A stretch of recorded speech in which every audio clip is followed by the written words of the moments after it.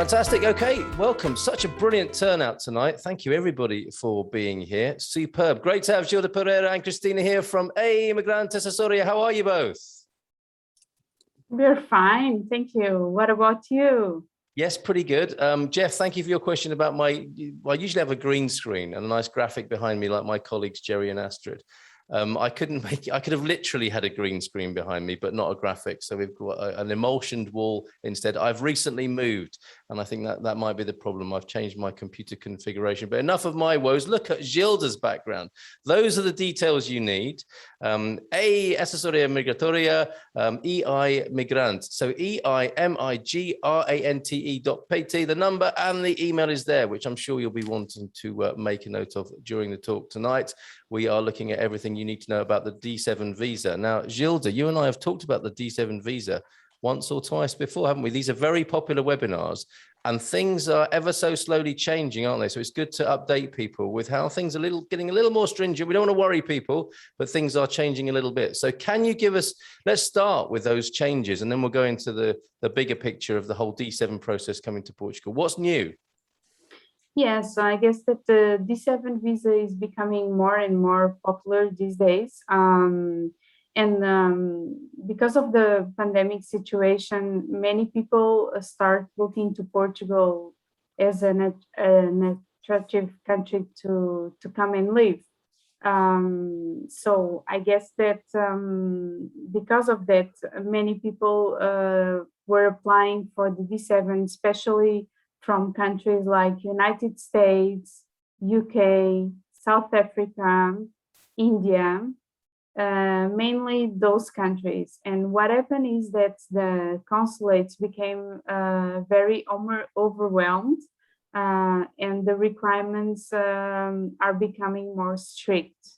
And we've been talking about this, but as giving an example here, for instance, before, if they would ask for a proof of accommodation, you could send an Airbnb for 4 months because your visa is granted for 4 months, and then it's turned into a resident permit. But now they are asking for a 1-year rental agreement.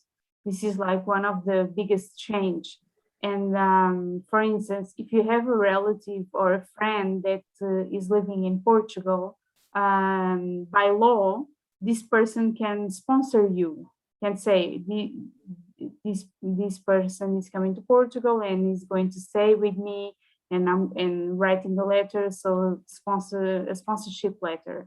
But now the consulates are not allowing that. Some of them, of course, not all. But those that are getting more requests, they only want to see rental agreements and 1-year rental agreements. So that is why the demand is higher. So the requirements are becoming stricter. Okay, and we will touch on all of those this evening. Let's say hello to Cristina as well. Cristina, who many people here who've embarked on the process will know. Hi, Cristina, how are you? I'm fine, thank you. I'm seeing a lot of friendly faces around here tonight. Hello, Jim. He's asking questions already. I'm seeing it popping up. So lots of friends here. People who are just about to start on the process. People who are into the process. People who are nearing the end of the process. Yeah. So people in all sorts of conditions around the D7. Busy at the moment, then, Cristina. What's a normal day in the office like for you at A? Well, it's quite busy, I have to say. That's why we are hiring new hands. We need more hands on deck, and it's going very well. I'm very surprised that our new employees are just joining this team effect and are jumping in, grabbing cases left and right. Yeah, it's amazing, and they're doing a wonderful job. I'm very proud of them. Yeah. Fantastic. Great to hear. Okay, so let's go back to Gilda then. The D7 visa, you of course have celebrated your 7th anniversary in the last couple of weeks. Congratulations, both of you, on that. Thank you. Gilda, give us the basics, if you will, on the D7 visa. What do people definitely need to know about? The D7 visa is the name, the technical name is own income or retirement visa. So it is for people that have passive income or a pension. But what is happening is that, in fact, this passive income, it's not being applicable by law as only the passive income. And as an example, I will give that they are issuing and granting D7 visas for people that are with remote contracts. So, but because of course this law is from 2017, and now we are in 2021, and lots of things change from there to now. So yeah, but basically it's the D7 is a combination of savings and passive income. This passive income can be interests that you have from the bank, rentals that you have from property, no matter where in your home country or other country or even in Portugal. It can be royalties. It can be profits from a company that you might have, or as an interpretation from nowadays, it can be a remote work. As long as you have a letter from your employer saying that you can keep the job if you relocate to Portugal. That is very important. Yeah, because it has been seen as some people view it as a retirement only visa and are quite surprised to know that you can work or even start a business once you've got here. Yes, that's true. Once you have the visa is turned into a resident permit. And with the resident permit, you can actually work or start a company in Portugal. Superb. Okay, so that deals with the income side, really, doesn't it? I'm sure there'll be other questions that flesh that out a bit. But if we go with the sort of three basic principles, that's if my assessment is right here. We've got income, we've got housing, and we've got savings as the key areas, right? So you've dealt with income there. Housing, going back to how things have changed with leases and so on. Thank you, Lonnie, for your input here. I'm a good example of what Gilda says. I've only a 6-month lease, not 1 year, and you're helping Lonnie extend that. What is actually technically legally required now to apply for the D7 visa with regards to housing here? Well, with regards to housing, and I'm just going to jump in and substitute Gilda on this. She was just about ready to answer that. Go on, Cristina. Yeah, I jumped the gun. That's what I do. With regards to housing, what the consulates are now preferring, and I must tell this to everyone. Everyone needs to know that the consulates received a telegram. I said it. I said it. A telegram. Those are still real. Okay. This is the information that I got. They got a telegram saying that they should only accept applications that have a 12-month rental agreement. Okay. As simple as this. This is the preferred method of housing. Now, obviously, there are ways to go around that, and the best way to go around that is by having a sponsorship letter from a friend or having a 6-month rental agreement that you can extend. But basically, nowadays, there's no going around this. You need to get a rental agreement to apply for the D7 visa. I know this is very hard to hear, because obviously nobody wants to rent an apartment without knowing if the visa is going to be issued. Well, if they are working with us, there's no doubt. If by paying rents in advance, obviously, and not being on that place, finding a place remotely, but there's an upside to this, because you will eventually need that rental agreement for the SEF residency permit process down the line. So basically, with this, you get the visa, you get the residency permit, and you basically just need to pay 6 months of rent, because you need to fulfill 1/3 of the rental agreement, and then you can negotiate with the landlord to just give 2 months notice. So it's 4 months plus the 2 months notice, 6 months, which is basically the timing in which we hope that visa and residency permit are done. Okay, thank you for that, Cristina. Expect that tonight, Cristina jumping in, like she said, as she does, with the information you need this evening. We'll go back to Gilda for a minute, though. Savings. What needs to? We'll come back to you for the. Sorry, I need nice to mug. answer to Jim because Go on. Jim is in panic. Jim, no, All right, go on, your go on. process was accepted the way it is. Okay, so no panic. If there is something, if they feel that they need more information, or if they feel that the process is not good enough, they are going to send the paper for us to adjust it. Okay, so for now everything is good. And Yes. don't worry, because you have a sponsorship letter. It is foreseen in the law. In the law, yes, it is foreseen in the don't law. worry. So if they, It's all good. if they want to, they accept it, and if SEP is going to analyze it, the SEP knows that by law it is acceptable. So let's be calm here, because I think it's going to be fine, and no worries about it. Very good. Yeah. So this is from here on in, rather than historic cases, Jim. I think is a distinction to be made there. Okay. So stay with you then, Gilda. What needs to be shown in the bank? The savings situation, because I think you're suggesting that should be improved upon in these most recent weeks and months. Okay. You want more money to be shown in the savings account. Yes. Once again, this is not stated on the law, and when we start making these processes, and remembering that A is the first Portuguese migration agency, and we started making the D7 visa process before any other person was doing it in Portugal. And this is true. This is totally true. So when we start doing this process, and nothing was stated on the law, our thought was that at least the person should show on the Portuguese bank account, because you need to have a Portuguese bank account to show. One of the requirements is that you have the money, and you should put the money in. You need to prove that you are able to put that money into a Portuguese bank account. So how you are going to prove that? You are going to open a Portuguese bank account, and you are going to put some money in advance in the Portuguese bank account.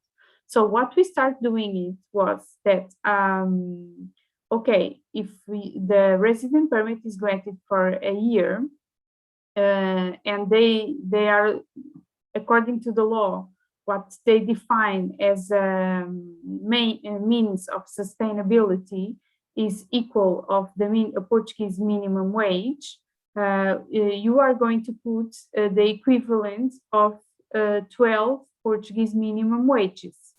Okay, so we were telling people to put around 8,000 euros in a Portuguese bank account, but now, and that became law. Okay. What was our advice? Okay. What was our advice? Yes, what was our advice to our clients? The consulate stated as a law. Okay, so now this is the minimum, and this is the minimum for everybody. Okay, and now I'm assuming that they are going to do the same thinking, because now the resident permits changed last year, and it's granted for 2 years. So now I'm assuming that they may think that if you don't have 24 Portuguese minimum wages in your Portuguese bank account, and I'm not assuming, this happened already, they can deny your process, saying you don't have enough means of sustainability to come to Portugal. Yeah. And this happened already. Okay, all right. So a change to be aware of there. And this, folks, the reason you should work with experts is because I thought there were 3 areas, and I think there's another one that I've just remembered. It's best that you take the advice from Cristina and Gilda and not me. I'm just a host here tonight. And there's obviously the medical insurance side, isn't there, as well? Cristina, do you want to take that? Yeah. Please take that one. Medical insurance, that's a funny one, actually. Yes. Okay. Because the demand that the law has is for travel insurance that covers at least 30,000 euros and repatriation. This is it. And you can get it from any company that you want in your own country. We then eventually began advising our clients to get the medical insurance right here in Portugal, because you are going to need that in the future for the SEF appointment. what happens is now the consulates prefer that you have a travel insurance. So now for the visa application, you need travel insurance that covers 30,000 euros and repatriation. If you want to add on top of that the private medical insurance in Portugal, perfect. The more the merrier. And you'll eventually need that anyways. But always better to have that travel insurance. Okay. So these are the principal areas. We've got the income, we've got the housing, the lease agreement, we have the savings and the medical insurance there. What have I missed so far? What else do people need to know about? Well, obviously, to begin with anything, you need the NIF in Portugal Yes. and the bank account. Without that, you don't do anything. Yes. Would But you yeah. say that for a lot of people around the world now, the ideal Christmas gift for their grandchild or when their grandchild is born is to go buy them a NIF number in case they ever go to Portugal? That's a very thoughtful gift, everybody. Let's drill down into some of these. Some of the questions we've got in the chat are very personal, particular to people's situations, and we'll go to those in the hands up Q&A when we end the recording for our public webinar on YouTube. But I'm trying to sort of generalize some of these, which could be useful. How long in advance before sending the application in should the person have the money in the bank account? Is it like the day before? Yeah, basically. Yes, it can be the day before. Right. Okay. As long as you can get a statement showing how much you have, it can be on the day before. Yeah. Yes. Yeah. And the other side of that, sorry, go on, Gilda. But you need to keep in mind that it takes a little while to get the NIF number and to get the bank account open. Yeah, of course. At least 1 month and a half. Yeah. Okay. So allow that lead time for the NIF number and the bank account because you will be needing those too. The other side of the money in the bank, of course, is how long does the money need to stay in there once you've shown that you have that money in the savings account? Well, it's your bank account. You can spend it. Okay. It's perfectly normal for the money to fluctuate. If you want to withdraw your money right after you get the bank statement, you can. You just need to put it back before the SEF appointment.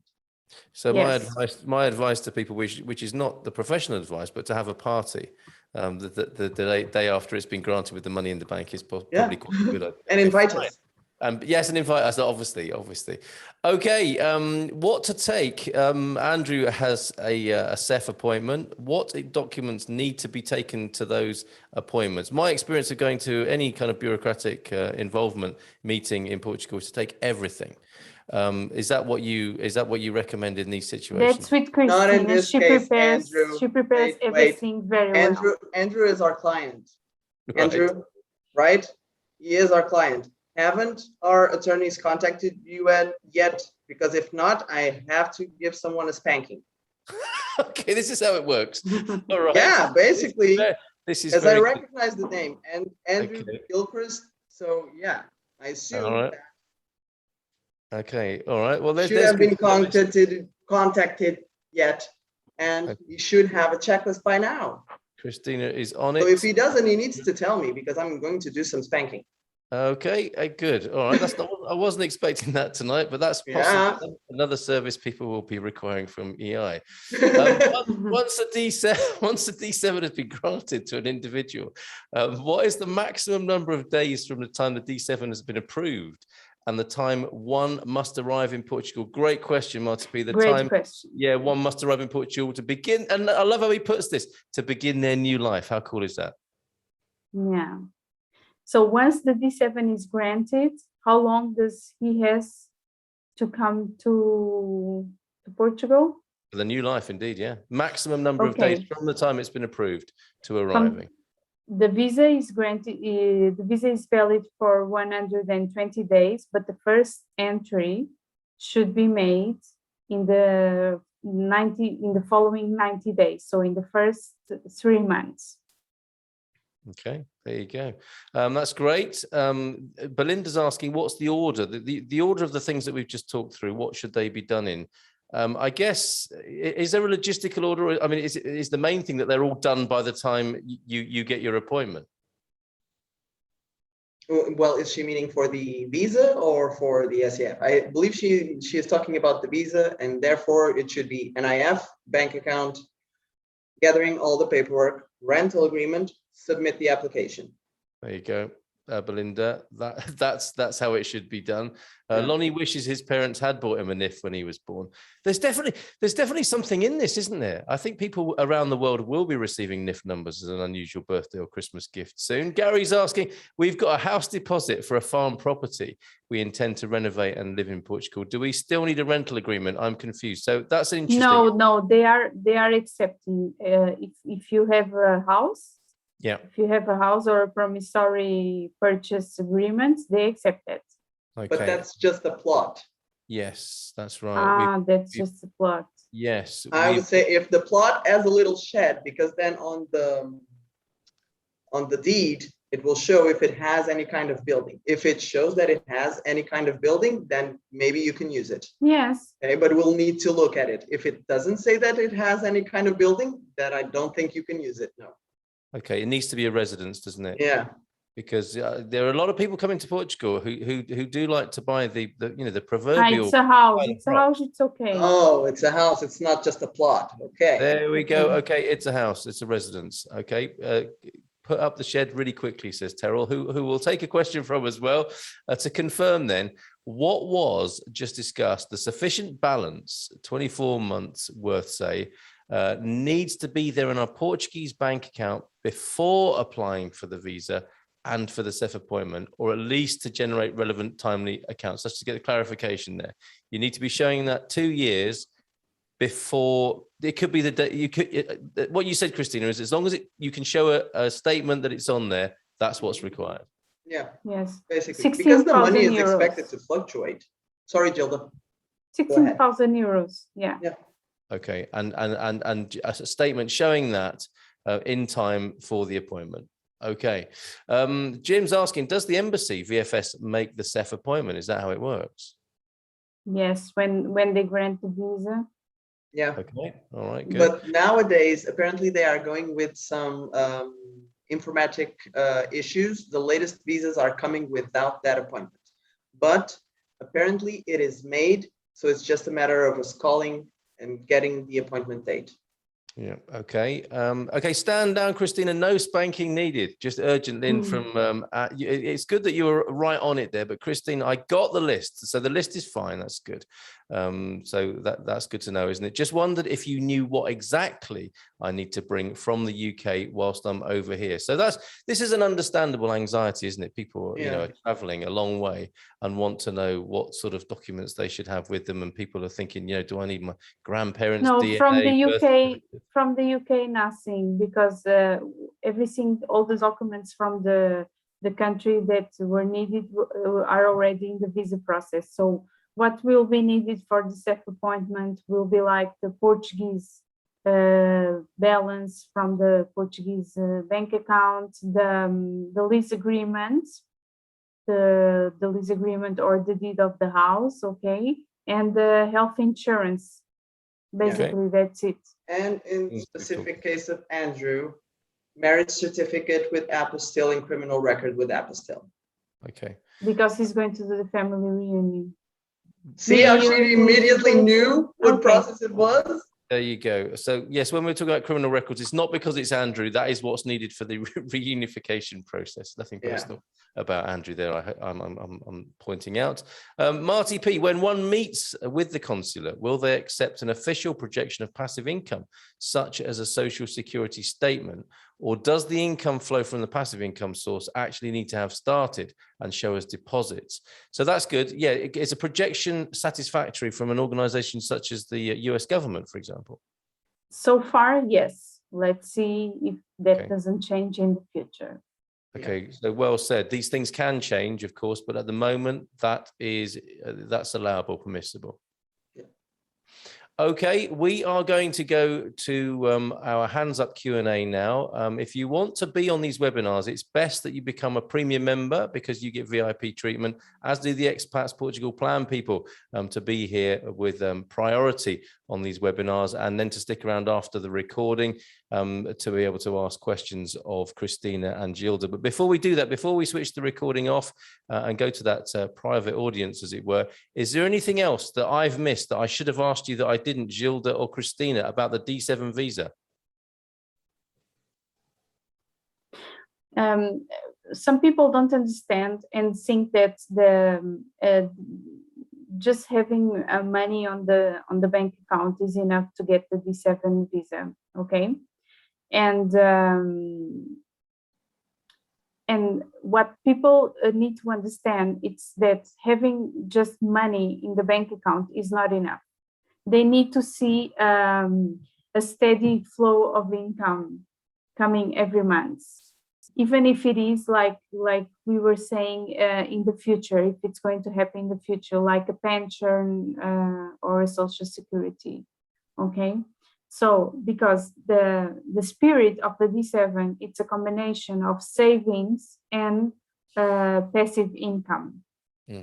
No matter the type of passive income, but you do need to have both, and it needs to be a combination of both. Okay. So this sometimes confuses people. Say, oh, but I have almost 1 million in the bank. Okay, but you can come to Portugal and you can just buy a house of 1 million, and then what? Indeed. You okay. know? Well so said. you need to give some security to the Portuguese government, the Portuguese authorities. Yeah. Cash flow. Okay, of course. And please do not sell your houses to have savings to come. Okay, because you don't know how much time you will end up living in a house of a friend's house or in a hotel. There might be delays. COVID, there might be a new variant. We don't know. Okay. And what we've learned with COVID is be safe and be with ease of mind. If you have a house and you want to sell the house to have savings to apply, not the best idea. Good point, Cristina. Thank you very much. There's one other point I want to cover before we go to the hands up Q&A. And also to say, Marty P says, thank you, Gilda, and all of the EI team, love you. From Alaska there. And Lonnie saying, what has been my experience with Assessoria is that Gilda and Cristina err on the side of having more than the minimum requirements so that we don't risk not having our application accepted. So more praise for you there. Better safe and on time than sorry and late. Thank you for that, Lonnie. So this is a really good question, actually. The proof, the savings for the spouses, the partners and the children, what needs to be shown for husband, wife and children in the bank account? Okay, these are different situations here. It depends if they are both the main applicants, because if they are main applicants, the money, it's going to be the double. Okay. What is for one, it's going to be for the other.